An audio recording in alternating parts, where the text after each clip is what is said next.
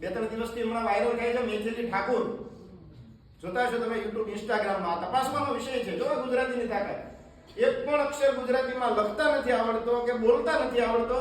એ ગુજરાતીના ગીતો હિન્દીમાં લખી અને આખું જુનાગઢ હિલોળે ચડાવે. કેમ મન થાય છે? હું તો એવું જોઈ રહ્યો છું મેથિલી ઠાકોર આવતા 3 વર્ષમાં ગુજરાતી બની જશે અને ગુજરાતીમાં લખેલું બોલશે, ગાશે, વાંચશે અને દુનિયાને આપશે. કેમ? ભાષા છે. શબનમ વિરાણીને સાંભળવી જોઈએ.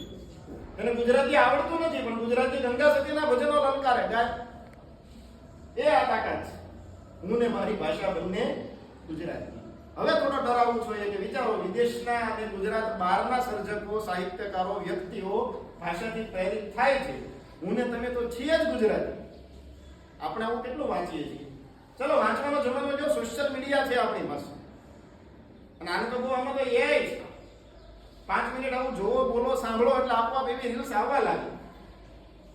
સાંભળવી જોઈએ જેથી કરીને તમે ગુજરાતી શું છે કાંઈક નવું જોવા, જાણવા, સમજવા મળે. માનવી ભવાઈ અન્નાલાલ પટેલ બીજો જ્ઞાનપીઠ પુરસ્કૃત મળ્યો આપણને, સર્જક. તો નવલકથા છે કાળુ અને રાજુ. વાંચવા જેવી, સમજવા જેવી. એના જમાનામાં કાંઈ નહીં તો સારું પણ તમે વાંચી શકો. આમાં તાકાત શું હશે કે આને અહીંયા સુધી લખાવું? ધ્વનિ રાજેન્દ્ર શાહ કાંઈ બસ ધ્વનિ નામ જતા રહ્યા. ધ્વનિ કેમ લખાય?